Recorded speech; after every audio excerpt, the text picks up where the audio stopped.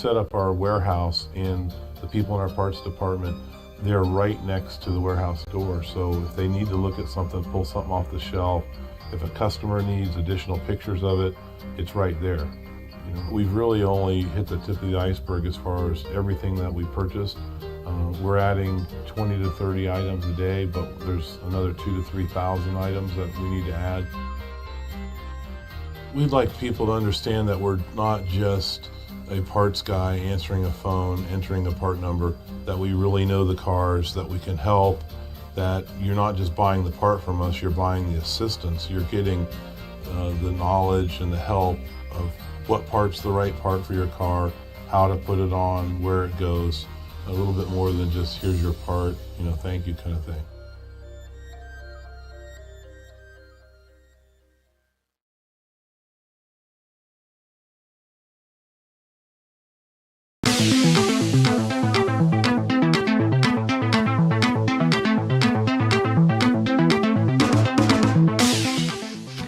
It's coverage of round 5 of the Spec-5 World Tour, brought to you by RC Sales, Porsche Parts. Go to rcsales.com for all that is Porsche. RC has thousands of parts available for virtually any Porsche model. Providing high quality service with a personal approach and with worldwide shipping available, you won't need to go anywhere else. Visit rcsales.com today. And round 5 of the Spec-5 World Tour at WeatherTech Raceway, Laguna, Seca, massively well known all around the world, dearly loved, especially for that iconic corkscrew. Cars get so light, such a great place to watch them, such a challenging place to race them, and it is going to be a challenge for all of our MX-5 drivers in tonight's racing with a very toasty track temperature. It is hot on the West Coast, California. Thanks for joining us for this live coverage on HJBC. David Haynes here with Devin Peters, Michael Derby producing. Very exciting 45-minute race coming up for us, Devin. Yeah, there's nothing better than a race out in the dunes, and I'm looking forward to seeing these cars flying around Laguna Seca, up the hill, down the corkscrew. It ought to be a good time today. Before they can go racing, it's time for qualifying, and the green flags just dropped on the 15-minute qualifying session. Here's the man who leads the Pro Class Championship at the moment. Ronnie Coates has 343 points to his name, ahead of Ken Copeland on 291. He's looking good so far in this early stage of the season after the first 4 rounds for Ronnie Coates. He's one of the first drivers out on track for qualifying as well. You saw the length of the track here. It's not a massive layout at WeatherTech Raceway Laguna Seca, but it definitely presents lots of challenge. It means in this 15-minute session, they will get around plenty of times to set plenty of laps. That wasn't really the case a week ago on the Nordschleife. Could you have 2 tracks more different in length, but still very similar in elevation, blind corners, etc.? Yeah, I'm thinking that traffic's definitely going to become a factor around here today once we get to the race. But in the meantime, watching some of our competitors get on track. Ton here had a pretty strong practice session, but those times don't count. So it'll be interesting to see what he can put down in the qualifying here. Yes, indeed. Relatively cool in the air, very toasty on the track. That sun beating down, and what that means is you get plenty of horsepower and you get very little grip, and that's making it quite slick out there apparently, as well as the dirt that can get dragged onto the corners in places, not just the corkscrew, other places around here. Drivers just dip one tire out here, dip a tire out there, and drag sand onto the racing line if they're not careful. Looking at Joshua Soto there, Floridian, and very, very well adept to these cars. So he's on full attack at the Andretti hairpin the first time around. And then one of the newer sections of the track here, as they go and loop around the dry lake that gives Laguna Seca its namesake. Its namesake lake. Namesake lake. Sounds like it to me. Yeah, Soto's already used up 2 of his drop weeks for the season, so he's performed well when he's been here, but he's going to have to make sure he shows up for a lot of the rest of the rounds in order to be a contender for the points championship. We definitely know he's got some pace in him, though. So no times just yet. The drivers have left pit lane. Funny little pit exit here it is at Laguna Seca as well, to mention. Done their out laps, come around onto their first flying laps, and that's what we're seeing right here out of Joshua Soto attacking the corkscrew. So famous. And once you drop down the corkscrew, you know you're not far away from the finish line either. Just a couple of sweeping corners. Want to really get to the apex to hook some of the camber in these final corners, and then slow one with some difficult track limits. It's a little sort of elbow, not quite hairpin, to close out the lap. The first drivers to cross the line, Odyssey Adams Jr., but we're about to see a whole lot of drivers go quicker and improve. Like Josh Soto go into the top, a 1 minute 37.2. They'll all keep going quicker than that, but that's the benchmark so far out of these first flying runs. Yeah, a quick lap from Odyssey, but a quicker lap from Soto there. Definitely on the second half of the lap, once his tires were in, he started to string those purple sectors together. We've got a few late starters too. Tim and Bradley is Bramley. Woo, we're getting there. Is about to start his qualifying lap as he turns around the last corner.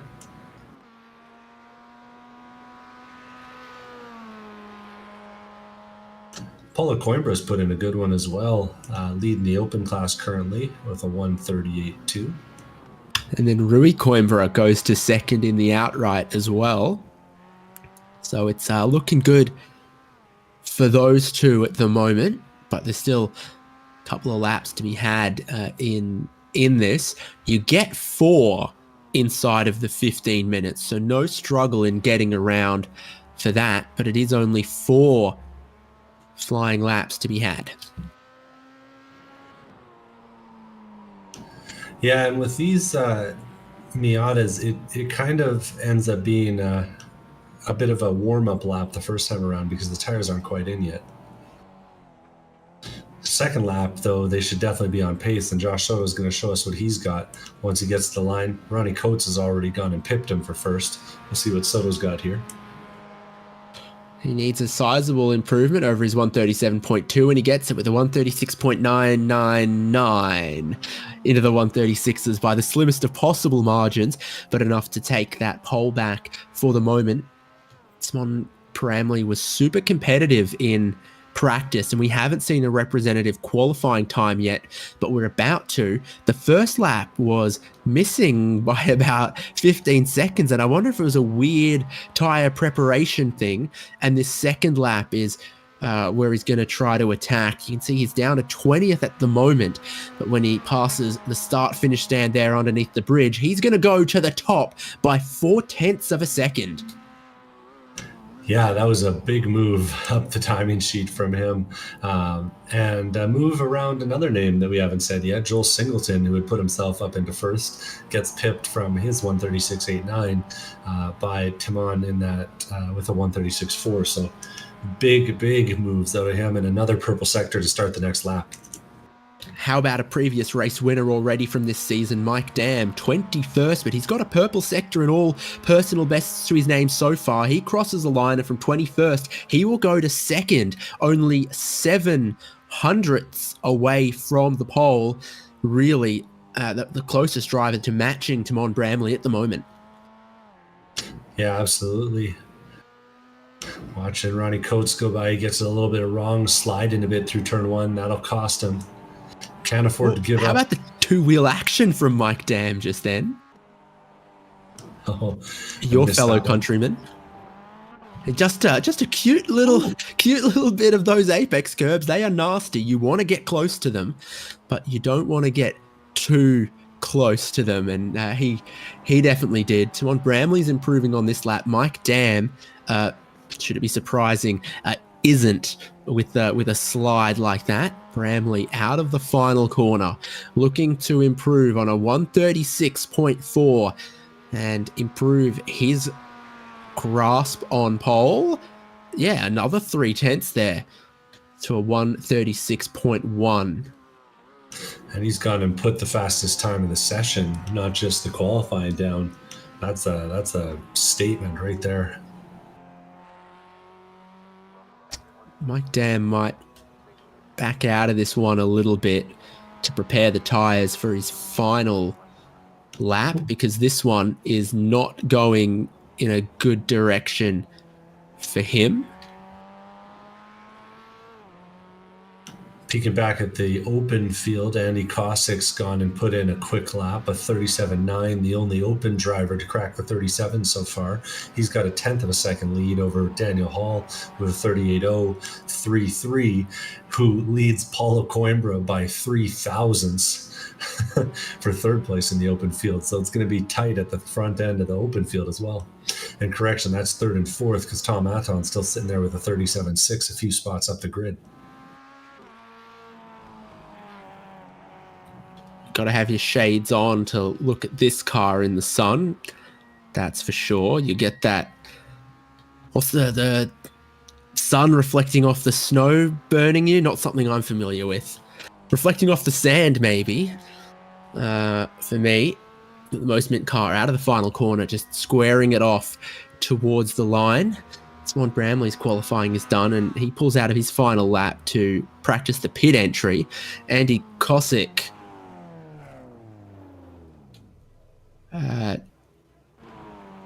doesn't look like he improved on his final lap. So maybe, I think the third lap's looking like where the magic is in these tires, in these temperatures. Yeah. Timon has pulled off early, but Mike Dam's put in a couple quick sectors. He's gone purple in the third sector and green in the fourth. He's going to be quick here. He's going to need a real superhero last corner here, though, to get to the top. He looked pretty clean through there. A little bit of a drift at the apex might have cost him what he needed. Crosses the line, 36.395. Another real fast lap out of him. Beats his own practice best, but not quite enough. And Camden Hibbett's silently snuck one up there too for third place. Yeah, sure has, and he's got one more lap to go as well. Eugenio Polici's in 9th, and he seems to be a big fan of leaving pit lane late in qualifying and just hoping for a late cloud or something. A lot of the field, sort of, 2/3, 3/4, seem to leave pit lane right at the start of the qualifying session, use up all their laps and then be done. And that's where about 3/4 of the field are. They're done, but there's a few drivers still out there later on in this session. Polici's one of them. Camden Hibbett's obviously about a lap behind where everyone else's runs are, because this is his final attempt to try to improve, and he's going to need to find quite a bit of time.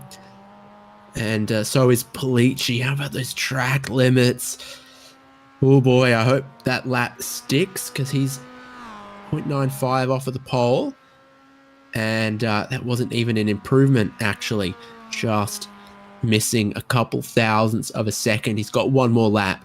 Camden Hibbett is on his last. Doesn't look like it's been improving to find the 0.4 of a second he needs to jump up a spot and onto the front row.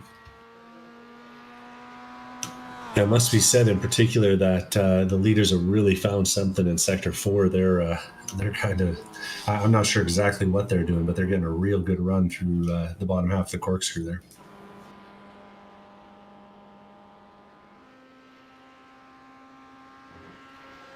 Following now with Chris Brennemer. He runs around, currently 12th, looking to move himself a little further up the grid. One of the stars of round one at Daytona, one of the tracks where it was really good to have some teammates to work with. And there were a few of the Pacific Sim drivers up there having a real red hot go of it in round one, obviously just a couple of weeks ago. Brunemer's final lap here hasn't been an improvement in the earlier sectors of the lap. He found a bit of speed from about the halfway point, and does just improve by 5 thousandths of a second over his previous best lap time in the end of it there. Here's Ray Lombardi, again, another driver late on to his runs. I'm also keeping an eye on Michael Coates, who's got some historic performance in the league. He's currently third place overall in the points. He's currently running in 15th, so we'll see if he's able to find a little bit more here as he crosses the line. Good final sector for him. That'll bump him up the order a little bit, up to 12th place with a 37.3. You see him really using that wide entry into turn number 1, really taking advantage of all the paved runoff there. So important in a car like this for as much speed as you can possibly carry up the hill and then towards the braking for the corkscrew. You can't see it until you're already turned into it. You've got to have reference markers everywhere outside of the track to sort of guide you and let you know you're on the right path until you go over the crest. Car gets light and then grips up again. For Ray Lombardi, this is looking good to improve him plenty of positions if he brings it cleanly through the final corner here. Currently overall 24th on the grid. A little bit of time would leap him a lot of positions, and it will up to 17th with still one more lap to run. Michael Coates has a purple sector. Yeah, we know that there's some pace behind that steering wheel, and he's starting to show it now. He started that qualifying session really late and really nails the apex there. And he's going for a pit lane entry after running a green sector in the third one. I must know something we didn't. Know something we didn't.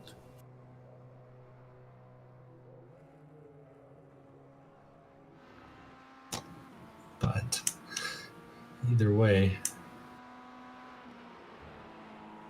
that's going to end qualifying for him and probably our best potential to go up into the top 10 of the pro class. And that is qualifying, and that'll set the grid for our 45-minute race 5, round 5 of the Spec-5 World Tour. Yeah, that grid looks right to me, with Simon Bramley and Mike Dam as the front row, Camden Hibbett and Josh Soto as row number 2, Ronnie Coates and Joel Singleton behind them, Rui Coimbra and Ken Copeland 7th and 8th, 9th and 10th Eugenio Polici and Robert Hartley, and then Trevor Roy and Michael Coates on row 6. 7 is Chris Brunema and Zach Burke, then Odyssey Adams Jr. Tomaton has the open class pole position as denoted by the blue stripe there for the open class drivers, and then Ray Lombardi, Daniel Hall, Andy Kosick and Brian Zabelski.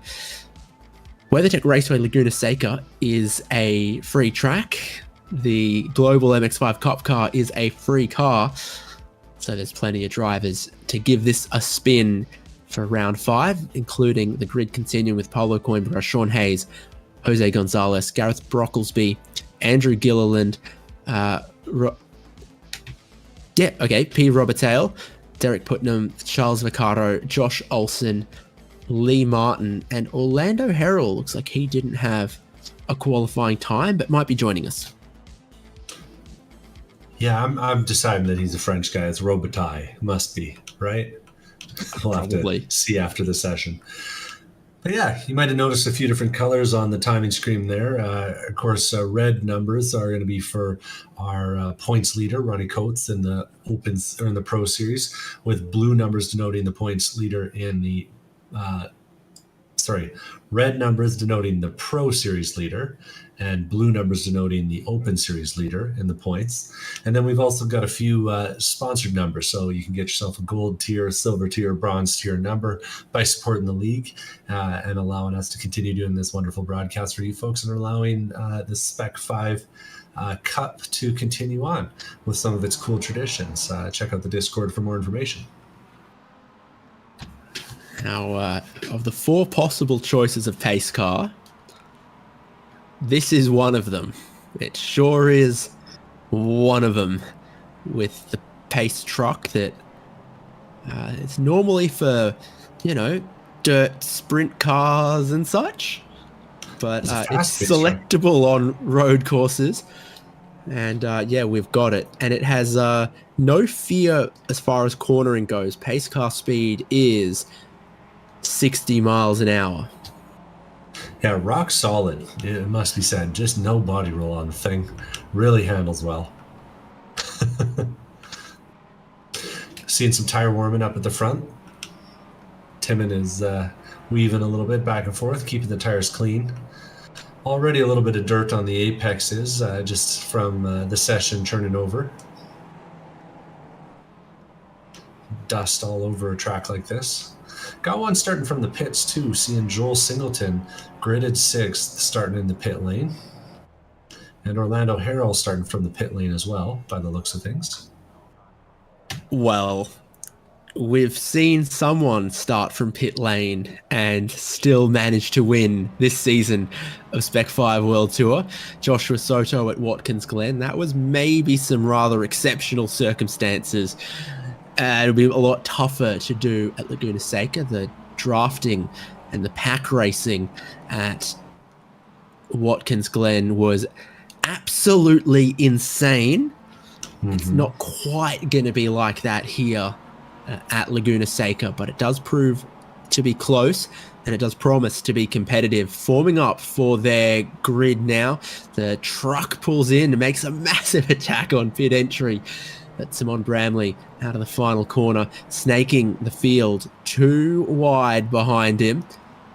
And the tail of the field a little bit further back off him as the green flag flies, and then there's some drivers from sort of row 4, row 5 who are going to get a really good jump at this. The top 14 are super compressed on the cold tires, heading down towards turn number 1 for the first time, with your pole setter Bramley hugging the inside line at the double apex of the Andretti hairpin. He's already pulling away with Hibbert and Dam sitting in behind Soto. He's making sandcastles, or he's knocking him down out there.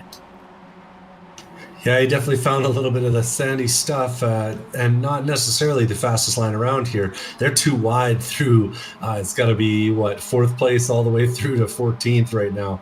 And it's going to be spicy as they get down here into turn number 5. So from just behind Joshua Soto, that'd be Rui Coimbra, who had a little look at making a dive on him in that corner just now. And then you come underneath this bridge here, really single file as you've got to commit. Hitting that red curb on the apex is just about a death sentence here at the halfway point around the lap, and the drivers don't want to do it, and they know that their drive up the hill towards the corkscrew, super important. A corner made absolutely legendary by Alex Zanardi, and what a characterful place it is.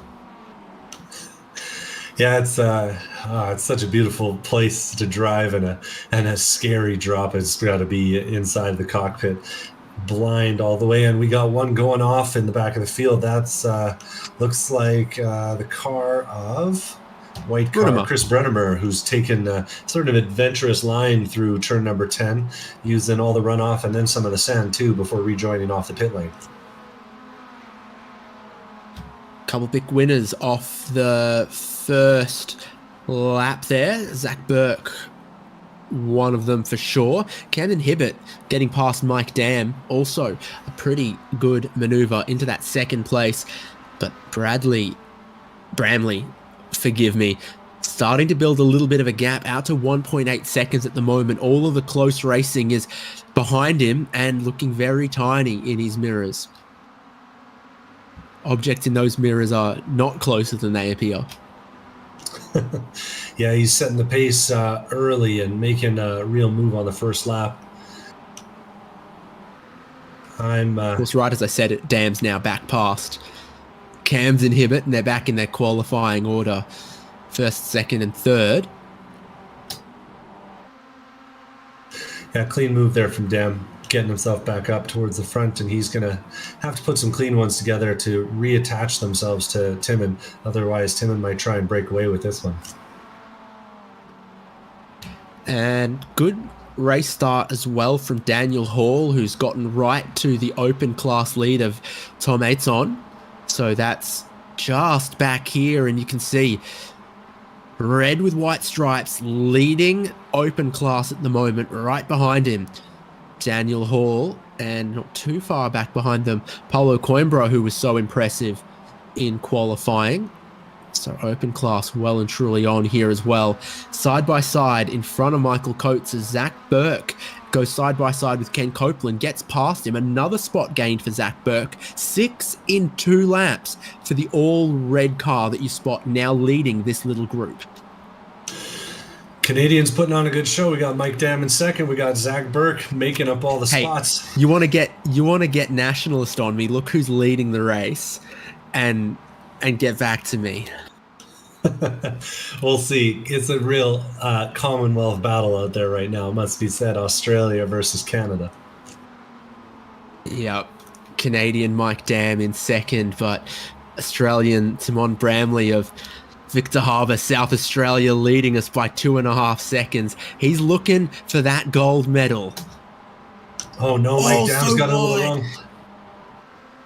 And he's not even losing time. He's struggling to keep the car out of the wall, struggling to keep it straight. He just got the outside tires a tiny bit in the dirt, like it's so easy to do there. And he had to get out of the power a little bit. He was losing that time. And then he almost had a moment that saw him snap towards the wall there. He drops back to third. And the race lead becomes 3.5 seconds. I'm just so impressed that he managed to hold that thing straight. Once he put 2 tires off in the dirt, it's so easy to loop it around and stuff it into a wall. Meanwhile, Mike Dam keeps the foot nearly to the floor and keeps the point in the right way. That was some really quality driving out of him to keep it going. And I'm not just saying that because he's Canadian. 3 laps in, and we're still a while away from the pit window opening up for drivers to be able to make their pit stop. With the difficulty of passing and the amount of traffic, this might be one of those tracks where they consider doing it earlier. We'll go to the replay now, though, to have a look at what happened to Robitaille. Pierre Patrick Robitaille has unfortunately ended up in some troubles there coming off the last corner. Looked like he got a little too much steering angle in it and just saw the car go around on him. Running a unique setup here in the Spec-5 series gives a little bit higher of a skill ceiling than the baseline might. Mike Dam is back to second place. Joshua Soto's put a move on Ronnie Coates, I think it is. So Soto's now back up into fourth. And there is some pressure on Ronnie Coates. Rui Coimbra all over him. Eugenio Pellicci all over him as well.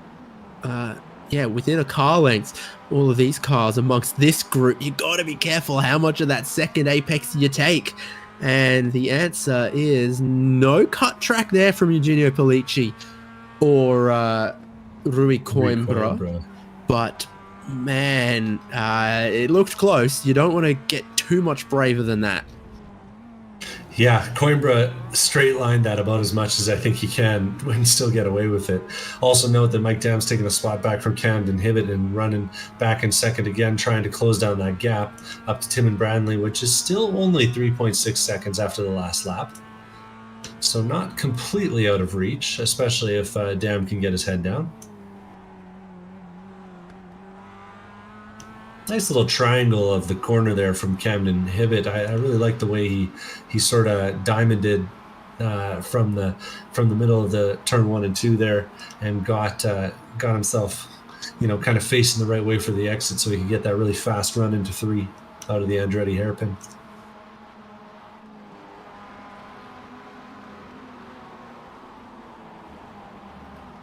So Joshua Soto now lurking up behind Camden Hibbett. Yeah, Soto's guy who can find some pace when he sits behind you. He's always learning. He's always watching from the guys around him. Hibbett was also so close to doing exactly what Mike Dam did. Tires in the dirt on the outside of, I want to say it feels like turn 7. The numbering is always a little confusing, track to track, what counts as a corner. But if you get too much out wide there, you get in trouble. Soto all over Hibbett. You can surprise someone with a dive at the final corner, but it doesn't seem like a sort of 10 minutes into the race move. It feels like a 1 or 2 laps to go kind of move. Just curious as they go by the pits, noticing one car on the pit lane there. That's Andrew Gilliland in the open class, currently the points leader in open, and also the guy who chose this track. But interestingly enough, he parked it on the entry to the pit lane and then towed it to his box, took tires and fuel, and is now just sitting there on the lane. Gotta think there's some sort of real world challenges getting in the way of that car doing virtual laps right now. It's an online game. I can't pause it, Mum. something like that. Gosh, a bit of drama there for Coates getting passed by Coimbra. Bramley out to a strong lead, and we did see Joshua Soto get past Camden Hibbett across the start-finish line as Soto just got a better run off the final corner, and Hibbett kind of moved over and let him past almost. Didn't cover off the inside as the circuit curves around past the pit exit and down towards the Andretti hairpin. Soto's got a slowdown penalty. That was too aggressive at the corkscrew. He's cut it. He'll have to slow down and give up the time gained. And where will he do that? Here, he'll have to get on the brakes. 1 car, 2 car, 3 car, 4 cars go past before he can then take to the final corner and accelerate off there. That is how costly it is to go a millimeter too far and get all 4 tires off the circuit at the corkscrew. Gotta say, cleanly done, giving the penalty back if you're going to do it. Doing it off the racing line and then rejoining the way he did was well timed. Hate to see it though for him. He'll be working his way back through that sort of tight battle pack ahead of him as the likes of Camden Hibbett are now starting to lose grips with Mike Dam ahead, who's built up a nearly 1.5 second lead on the guys behind while still trying to chase down Timon, who's now leading by 3.7 seconds.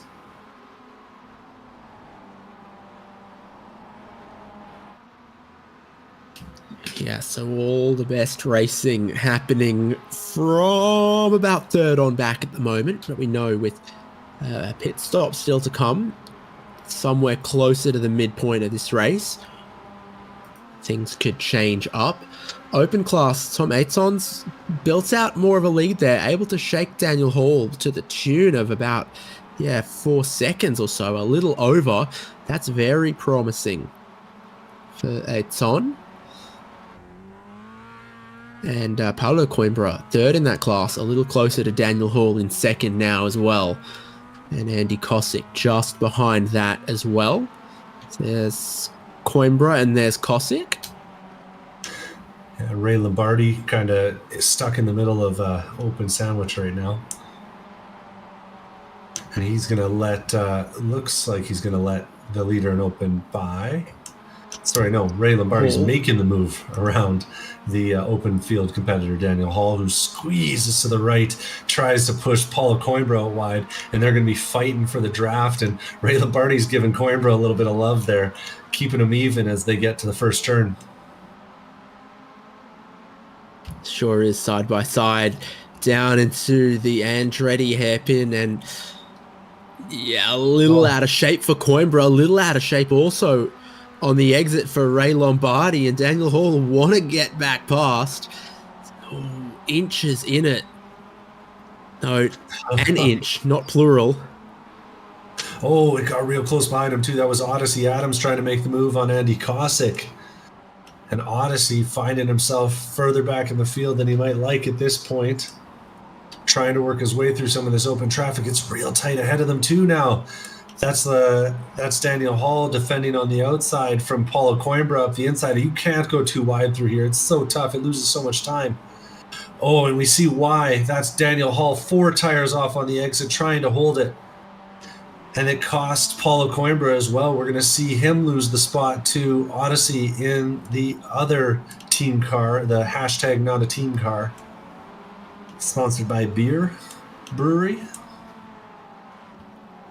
Yeah, and apparently the state of Indiana potentially.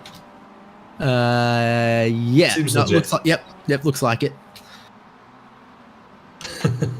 That's cool. But a lot happening in this group just then. Good time to be Tom Ates on and be 5 seconds ahead of all of that shenaniganry as Daniel Hall goes backwards significantly. Paulo Coimbra gains some spots. Andy Kosick still 4th in class. Watched it all happen. He couldn't do a whole lot as Sean Hayes actually took him too wide through the corner. We said you can't go too wide through.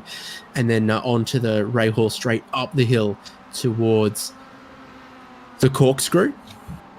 Coates is making a move up the inside for 8th place on Zach Burke, taking the inside of turn 5. 2 of them are going to be side by side. A little bit of contact, but they managed to keep the cars going the right way, and that's going to cost Zach Burke some momentum, but he gets a good push from Chris Bernemer, who decides not to go too wide through the commitment corner, and that is Michael Coates going wide on the exit up the Rahal straight.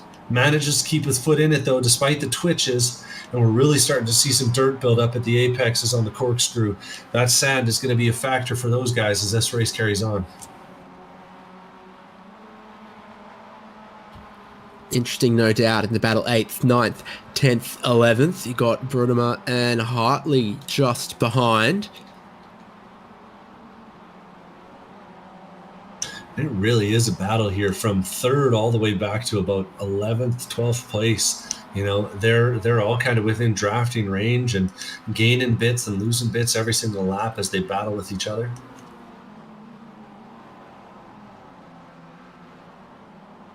Yeah, there's Rui Coimbra 3rd, couple car lengths to Camden Hibbett, Ronnie Coates, Josh Soto looking to come back after the slowdown penalty at the corkscrew. I mean, we're all guilty of, you know, trying to open a corkscrew just a little too much. That's not where the track goes. Very wide for Ronnie Coates. Joshua Soto gets one of his spots back. Eugenio Polici will ask for one as well, and he'll get it. It's easy to do. Ronnie Coates just runs it a little bit wide and touches the dirt on the entry to 4. And when you do, the car just doesn't stick on the turn and loads up those outside tires, and the dirt just gives way. And he went sliding for a ride. It's a good thing he was able to catch it out on the marbles there.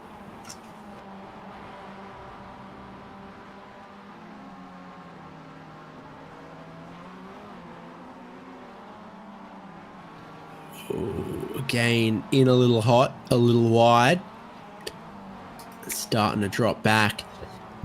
Pardon me. Track temperatures dropped a tiny bit, but still quite toasty and quite slippery. And the longer we go, you're seeing a lot of tail out action out of these cars. Is this the race that taking tyres proves to be a winning move? Camden Hibbett is in very much on the early side of the pit window. It is a good question. I'd say that the pit window is just open in the last lap or 2, and Camden Hibbett taking him this early. It'll be interesting to see what he decides to do on the tire front. Maybe putting some of that Spec-5 knowledge from the real world to the test. No, we'd see one or the other side of the car getting jacked up at this moment if he was doing anything but fuel. So Camden Hibbett now 15 seconds. Bunch of other drivers in as well. He's not alone. Daniel Hall, Brian Zabelski, Derek Putnam, Gareth Brocklesby. There's Zabelski getting right-hand side tyres.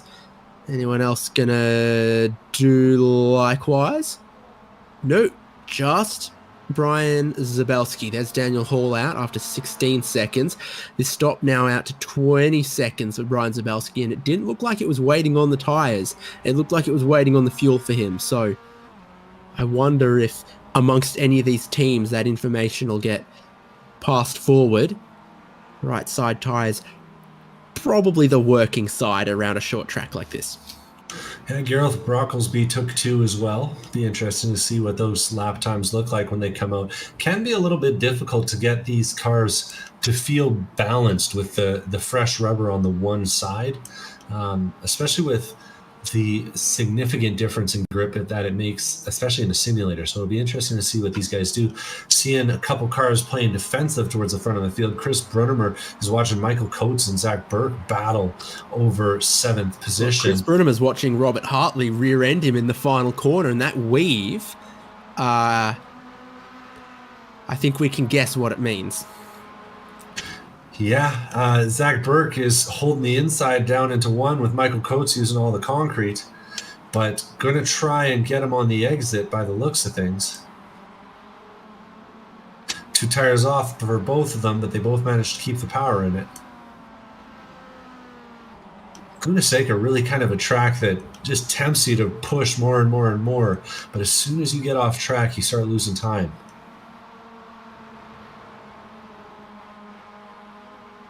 Yeah, some other tracks have very slippery grass. This track has very slippery sand.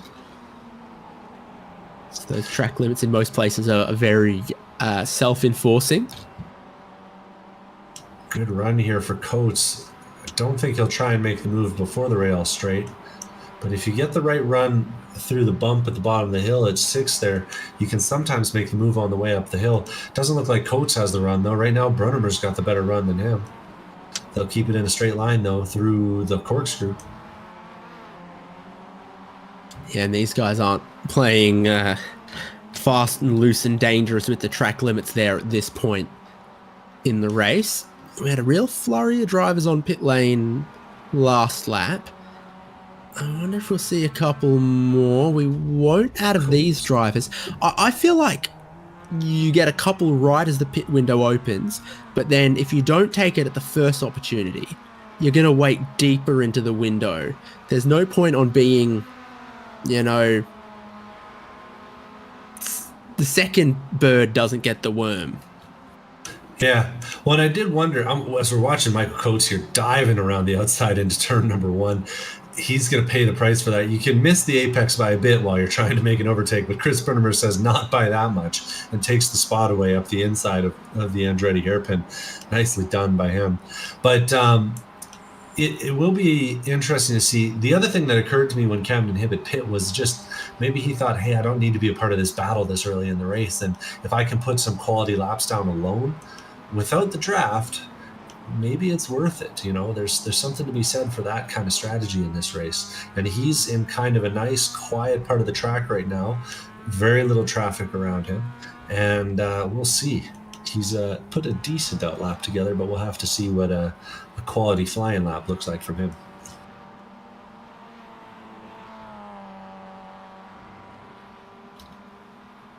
Yeah, no doubt. Seeing the lead of the race kind of stabilize and maybe even shrink a little bit, and that's because Timon Bramley is headed for pit entry. He's worked that all out. Pit lane speed's got to be, what, 35 miles an hour or so?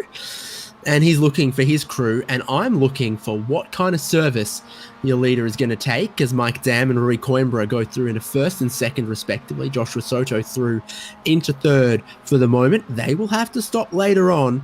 Bramley has to stop now. That's looking like right side tyres from your pole sitter and race leader. Interesting stuff, and you got to wonder what he's going to pay in terms of tires taking time with that kind of maneuver. Would seem to be the move, though. Like, we're definitely seeing some drop off. Last time by, Mike Dam, our leader, ran a 37.3 after qualifying on a 36.5. So there's some time there if you can do them quick enough. Snow's out, and the pit exit's pretty treacherous as you take the short run on the inside of the Andretti hairpin.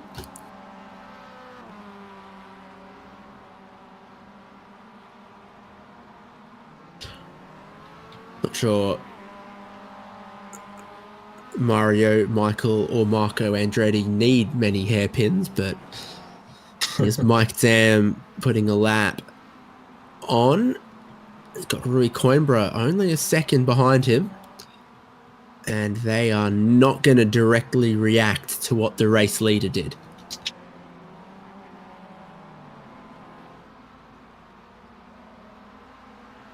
Yeah, Mike Dam deciding to just keep it on the track and keep running quick laps. He hasn't, he's dropped off a bit, but I mean, not a ton. 37.1 this time by.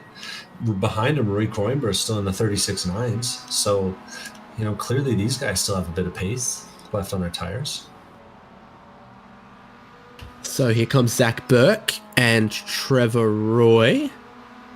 And no sign of body movement from Zach Burke, but some from Trevor Roy. And of course, it's those right sides. Yeah, and we're seeing just a little bit of a difference in terms of stopped time when people decide to do that. It's not a huge difference, though. It looks like Fuel 4 for Trevor Roy. That's taking a little too long. Yeah, it's about 5 seconds extra to get 4. For 2, though, it looked like it was only maybe an extra second. Honestly, Tim and Brandley was only stopped for 10 seconds somehow. I'm not sure if I'm reading that right. No, I'm seeing that too.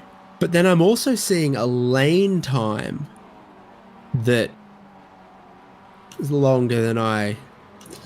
It must be some sort of error on our timing screen. Because we're hearing from the production truck that it's closer to 22 seconds stop for him.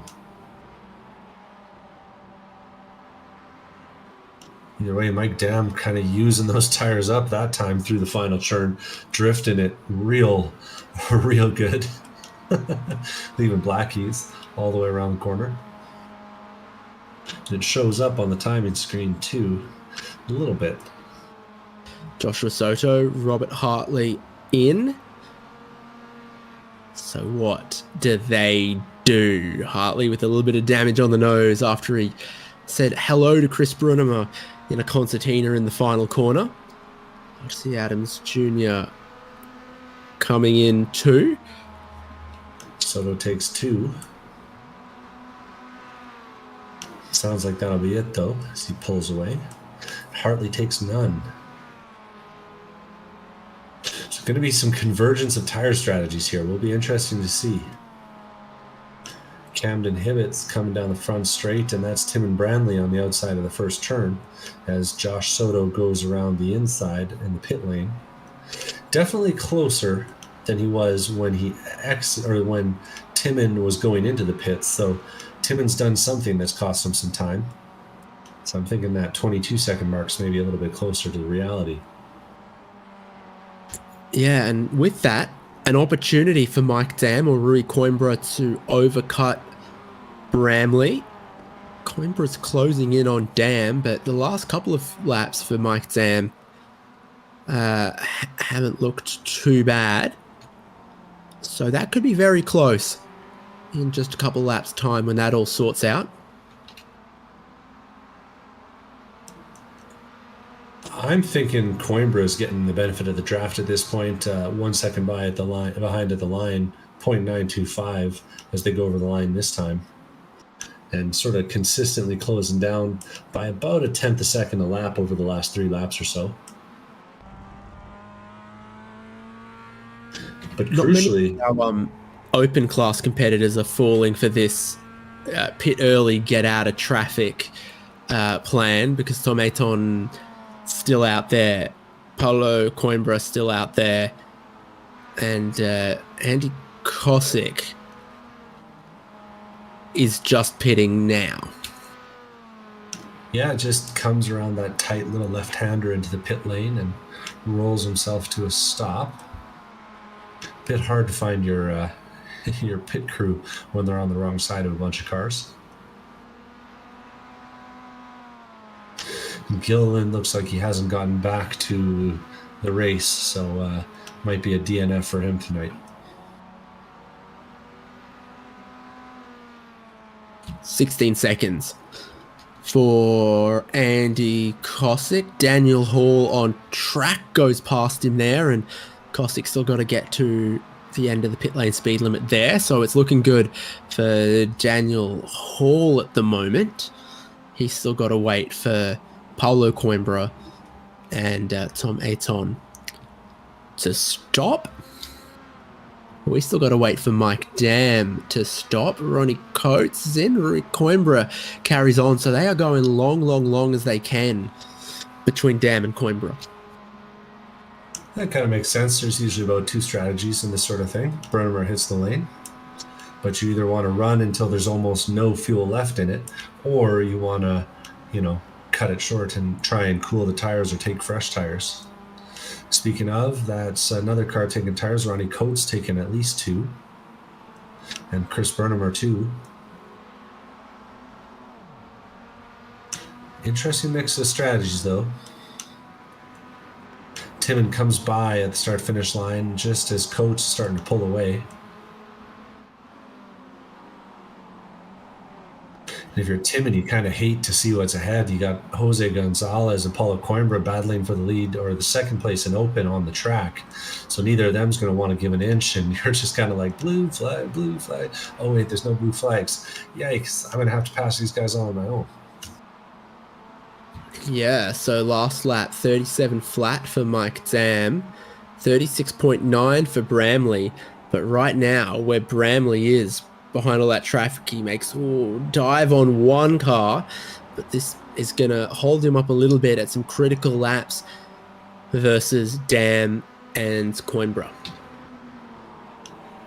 Yeah.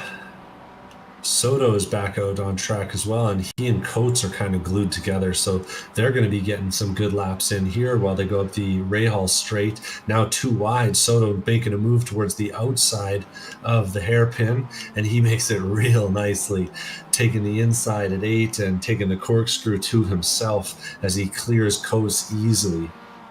2 of them both took 2 tires, if my recollection is correct.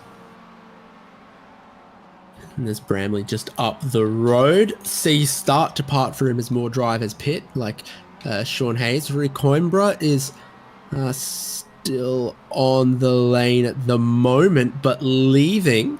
So this will be pretty close between Rui Coimbra and Bramley, who is still in the back a shot there. Coimbra's going to come out ahead.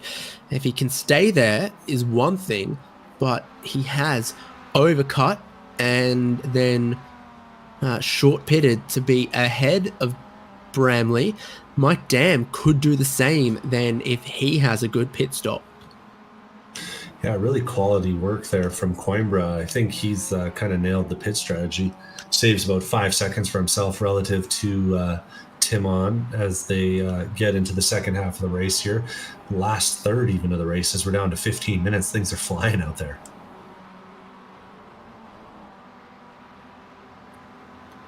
Yeah, absolutely. Mike Dam, Michael Coates, Tom Athon, Ray Lombardi, and Jose Gonzalez, the only drivers yet to pit, but you can start crossing them off that list because here comes Mike Dam from the race lead. A good pit stop here puts him in contention to rejoin, not just in the lead, but maybe 2 or 3 seconds ahead.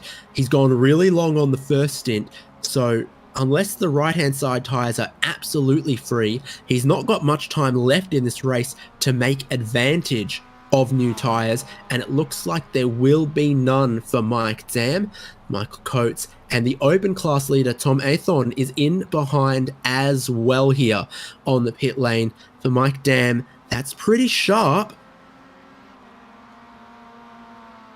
and I think he's going to take the race lead out of all of this. He's going to, I guess, keep it or take it, depending on how you view who was the net race leader through all of that. That looks like Rui Coimbra around the outside of the Andretti hairpin at the moment, maybe 1.5 or 2 seconds back, and then another 1.5, give or take, to the pole sitter of Timon Bramley. So there's 1, 2, and 3 in the race now with the pit stops out of the way behind us. Fight to the finish. You can see what you've got to do out the windshield in front of you, and Bramley runs it wide, goes across the dirt, costs himself a little bit of time. He's giving us 101%, and that 1% is putting him into the danger zone again. Danger zone. Got to be careful out there. Timon is pushing hard, though, clearly, and he's got to also have it in the back of his head that he's got Josh Soto behind him running 4th on the road right now. So if those 3 get to squabbling up at the front, and it looks like they might with Roy Coimbra continuing to make ground on Mike Dam, well, there's a real good chance that all of these guys are going to be battling with each other towards the end of the race. Here's the one driver yet to stop, and there you go. Ray Lombardi is into the pit lane, and the leaderboard will adjust and correct. doing good by the sponsors, making sure he gets himself up in the shot with the front runners. For sure. This outlap's been, well, they're never perfect. And Mike Zam has been closed up on by Rui Coimbra, who's got within that 1 second, and now you don't really need the timing to tell you, but if you did, HJBC.live, that these two are fighting for the win now, coming towards the final 10 minutes of this race. Yeah, it's on right now. Mike Dam's going to have to start thinking about defensive lines as Rui Coimbra gets within a half second of him. 0.7 at the line, got to think it's closer now. But if the two of them start battling too early here with 11 minutes to go, that definitely leaves the door open for Timon to come and show off some of that speed that he had in qualifying and see if he's got what it takes to overtake these guys. And Josh Soto and Ronnie Coates are real close together too, only a second separating those guys in 4th and 5th. We got battles throughout the top 10. Yeah, do you think it was a longish stop from Eugenio Pollicci? Because I feel like he was higher up there. And now he's back in 11th at the moment. There's battles in front of him: Michael Coates, Chris Brunema, Zach Burke, Camden Hibbert. Yeah, hard to say, but his lane time does look pretty long, like 43 seconds. Most of the other guys are down in the 30s, low 30 or mid 30s. So he's definitely done something wrong or something different. Maybe left the limiter on a little bit extra. Oh, seeing a little bit of evasive maneuvers there from Zach Burke as he gets into, nearly gets into the back of Camden Hibbert into the final corner. Looked like he touched a little bit of grass on the entry, and whew, that was some skilled driving to avoid contact. Yeah, it got close and it was sideways, and it puts him under pressure from Chris Brunema, who seems to have a little bit more grip for sure.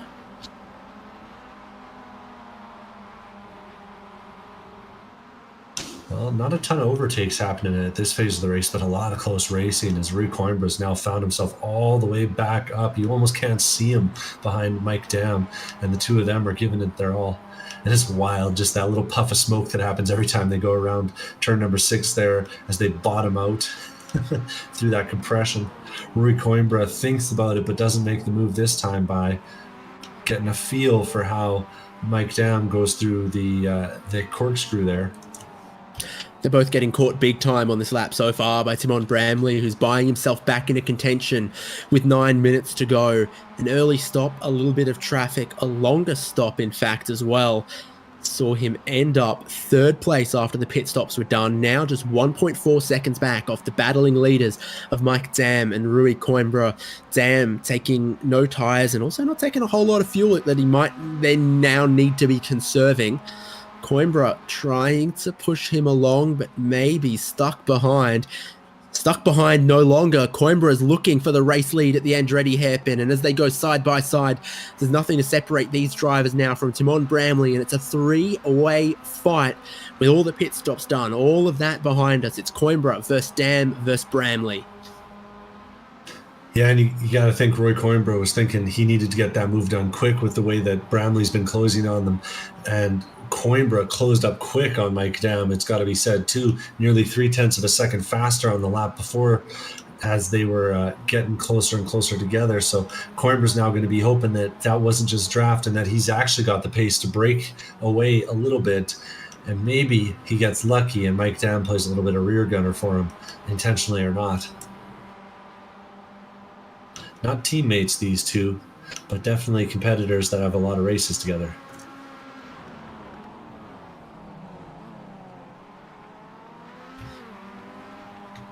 Into the corkscrew and no downforce on these cars. You see how the suspension drops as they come over the crest there, and it gets so light, no grip, and then you hit the compression and it all grips up back again. Your top 3 into the final corner. We've seen pace from Bramley. Have we seen racecraft yet from Bramley? That's what you start to require in the closing laps of an MX-5 race.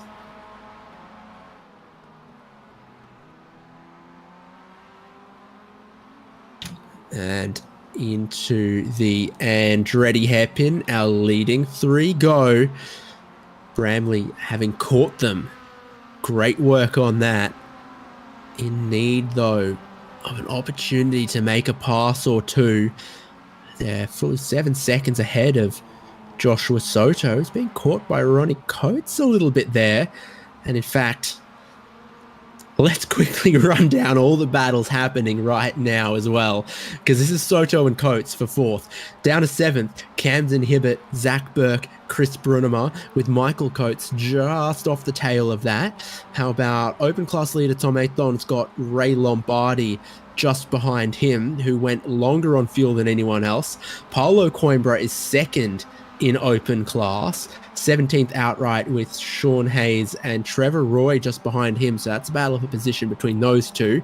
Daniel Hall and Brian Zabelski are side by side in the Andretti hairpin, and Zabelski's just gotten past Daniel Hall, who's side by side with Derek Putnam and Jose Gonzalez there. And Charles Vaccaro and Andy Kostick are battling over a position in open class, 6th and 7th there. So that's what's going on. And at the lead of the race, there is only 0.5 of a second to separate 3 of the strongest, most competitive drivers we've almost ever seen in Spec-5 World Tour, crossing the line with 5 minutes to go in race 5 of the season. It's anyone's race at this point. It must be said, Mike Dam knows what to do when he's running 2nd place. We saw him do some good things with that when he was back at Daytona, making it count in the first race of the year from 2nd place. A little bit different of a run here, a little bit different of a scenario, but we'll see. Maybe he's, just poking and prodding and planning his move. But there's always Bramley behind to throw a monkey wrench and all that too. Yeah, right now, he's the meat in the damwich in this 3-way fight for the lead. Spectators can know if I don't make a sound, it's because I had to mute the mic from the giggles, so it was a good one. A little bit of traffic coming up for them again. This is a short lap as Dam gets a little bit of the dirt. Oh, and the traffic gets a whole lot of the dirt onto the Rahal Straight, and Robitaille ends up out of the way, too wide through the corkscrew, and their tail out for Mike Dam. Is it a slowdown penalty? It's not. Apparently that was legal. And the two of them, wow, right out sideways. Yeah, Mike Dam gets a little bit lucky with that one, I got to think. But crucially, it's taken a little bit of pressure off of Coimbra at the lead. And both of them kind of missed the apex there. Coimbra's going to have the better run down into turn 1. Oh, if Coimbra or Bramley win, we keep the streak of unique race winners in Season 13 of Spec-5 World Tour going. The other option is Mike Dam pulls a rabbit out of the hat and becomes the first 2-time winner this season. I don't mind any of those possibilities, but after what we just saw, Sam and Bramley trying to go side by side through the corkscrew, it really has just given Coimbra an extra lap of breathing space here, and he's starting to walk away with it at 0.8 of a second. He's begging 2nd and 3rd to put the boxing gloves on. Yeah, they're doing good stuff out there. Dam gets it a little bit wide on the Exodus 5 there. You don't really want to be hitting that apex curve that early. The other fact, Dam, he slides it wide at 6, and that's going to cost him the spot and maybe his chance at this battle. I was just going to say, you got to wonder how the tires are doing underneath Dam's car, because he didn't take any at the stop and Bramley did. And I think we saw our answer right there. Bramley's going to have to get his teeth into it now, though, and try and find his way up to Coimbra, who's slowly pulling out a gap. Intentional or not, Devon, Dam was the right expression in that moment, as he saw, probably his chance of a win disappear. He had good track position, good positioning, but less fuel, less tires than his competitors here. And now with 2 laps to go, the question is, can Bramley close up 1.5 seconds and then get past to try to convert his pole position into a race win? Now released through Coimbra, looking like he has quite a fair bit of speed that he maybe didn't show when he was behind Mike Dam. Yeah, he's closing things up quickly, across the line 1.4 seconds apart, down to nearly 1.2 on our live timing. So already starting to make up ground in the early part of the lap and using every single inch and then some of the track on the exit of 4 there.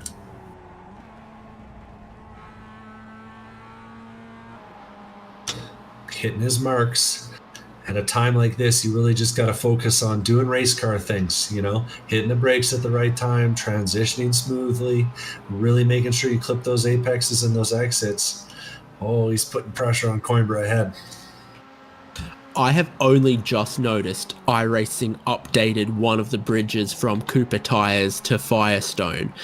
And now is the perfect time to make that astute observation. Somehow that one snuck up on me, but it's underneath 1 second for Coimbra and Bramley as the race clock is underneath 1 minute. It's white flag this time, and Coimbra will have one more lap of WeatherTech Raceway Laguna Seca to hold on to take his first win of season 13. 1.07 seconds is the margin right now. Bramley would need to close it, and then need to be at the bumper, and then need to find a way to get past. Is it do or die into that final corner? Well, he found 4/10 in the last lap, but he's still a second back. With a little bit of draft, there might still be an opportunity here, but it's going to be hard work for him. We've got battles throughout the top 10, though, so we'll be checking in on those as we come to the line. Yeah, it's all excitement behind with Zach Burke, Camden Hibbert, Chris Brunner, and Michael Coates. All drivers pro class battling it out on this final lap. The top 10 all through the field, yet to be decided. Bramley cutting time out of the race leader, down to 7/10. Brunner goes wide, almost makes contact with Michael Coates as 9th and 10th change places. Bramley continuing to pull time out, looking now. Actually, we're looking everywhere. We've got to look everywhere with Coates and Brunner side by side. Bramley, not really a championship driver, maybe just looking for race-to-race glory. And he needs to find so much time in the 2 remaining corners to be close enough to throw a dive bomb at the final corner. 2 car lengths closer, you think he'd do it. From this length backward, can he do it? He can't. He's needing a mistake from Rui Coimbra, who's not going to give him one. The checkered flag ready at Laguna Seca for Rui Coimbra, the race winner in Spec-5 World Tour, from Tim Bramley.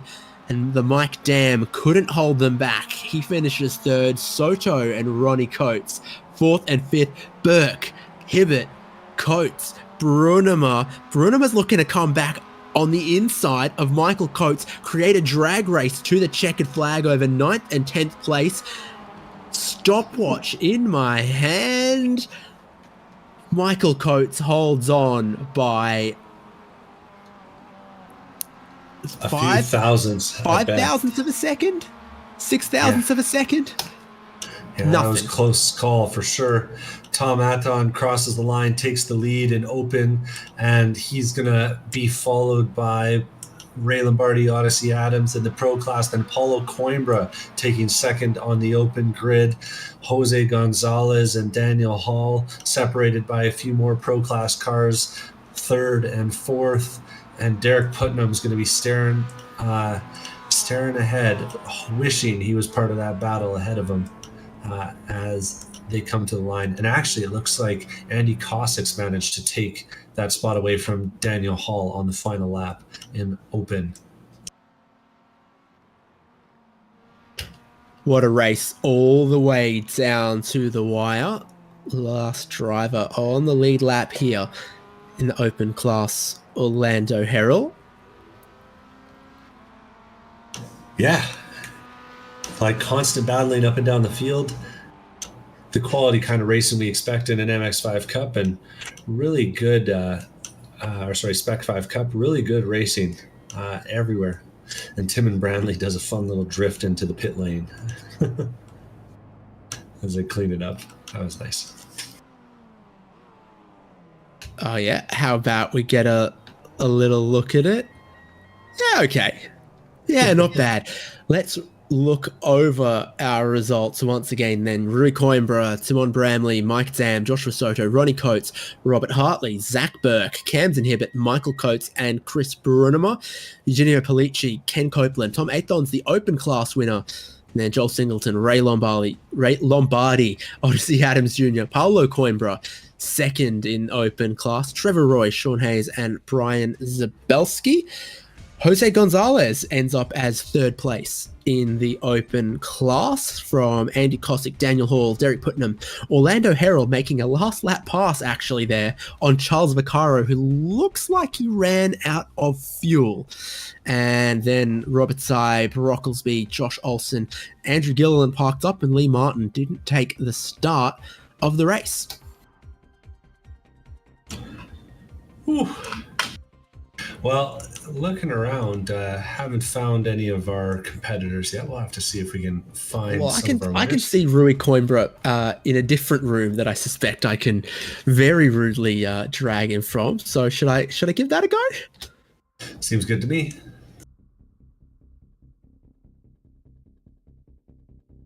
Hello. Howdy. Rui Coimbra joins us. Congratulations. A race winner under immense pressure in those final laps there. You stuck the pass on Mike Dam. You held on. A Spec-5 World Tour winner in season 13.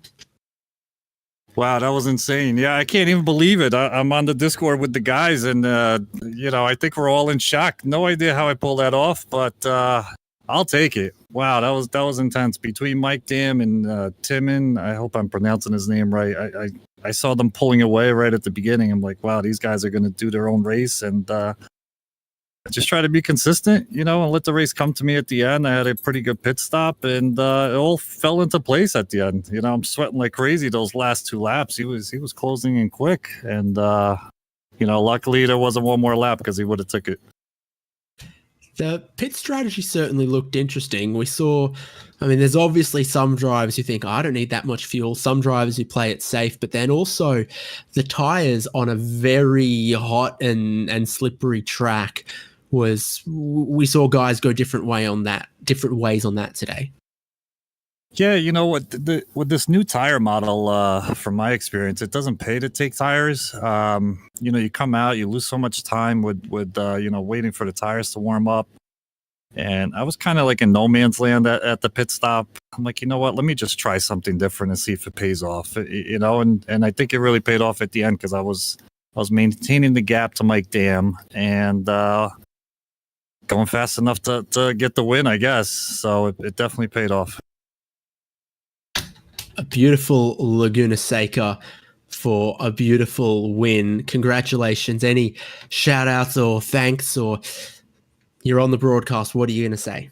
Yeah, absolutely. Definitely the guys at Spec-5 putting this league together. It's been a while since I got to thank them for putting this amazing league together. The talent that just keeps coming in here is amazing. I really didn't think I was going to be able to get a win this season just because of the talent that's in here, between Mike Dam, Timon just joined us, Josh Soto. There's a dozen names that I can, name off, and any one of them could win.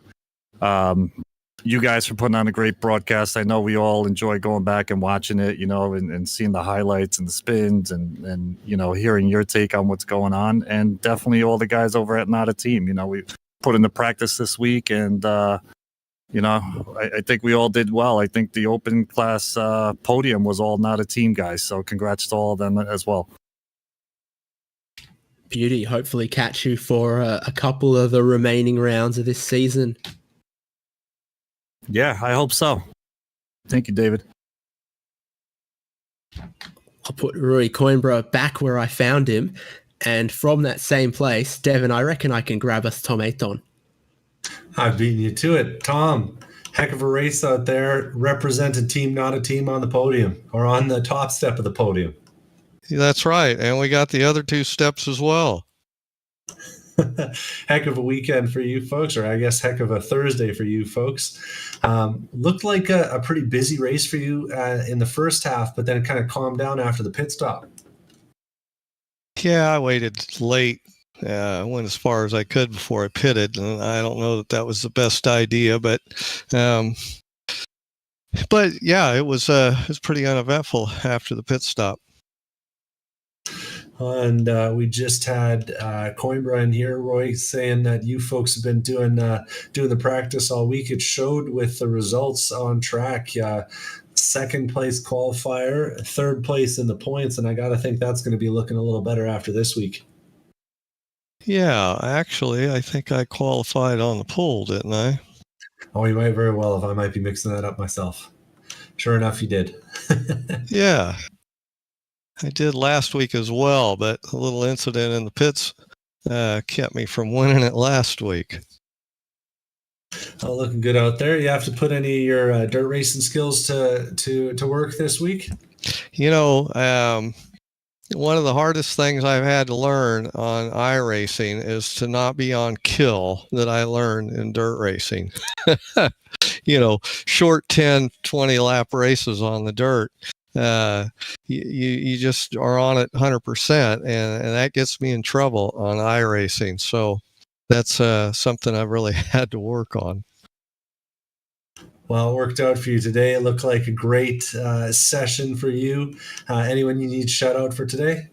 Well, I'd like to thank you guys, of course, for broadcasting. You do a wonderful job. And my teammates and Not a Team, they make it really a lot of fun to do this. I imagine if I was doing it by myself, I probably wouldn't still be at it. But, you know, those guys getting together through the week and helping each other, and that's really makes it a lot of fun. And I like to thank the admin on the league, because it's a great league. We have really good races, and appreciate those guys. Well, thank you for putting on a show. It was a great one out there today. All right. Well, heck of a race there, and wouldn't be complete if we didn't say a big thank you to our sponsor. Go to AussieSales.com for all that is Porsche. Aussie has thousands of parts available for virtually any Porsche model, providing high quality service with a personal approach, and with worldwide shipping available. You won't need to go anywhere else. Visit AussieSales.com today. We've spoken with our race winners from Pro, Rui Coimbra, and Open, Tom Ayton. Laguna Seca, always very interesting, throwing up some challenge right towards the end. If you're missing, round three's Watkins Glen, don't worry, because next week we go to the Monza Grand Prix circuit in these cars, and that's going to be, maybe a slightly more pizza pasta flavor of the hot dogs of Watkins Glen as far as the slipstreaming battle goes. You'll catch it here on HJBC, same time next week for round 6 of the Spec-5 World Tour. Please do check it out. And thanks for joining us from Laguna Seca from round 5. That's all from myself, David Haynes, Devin Peters, Michael Derby. Spec-5 World Tour continues next week from Monza.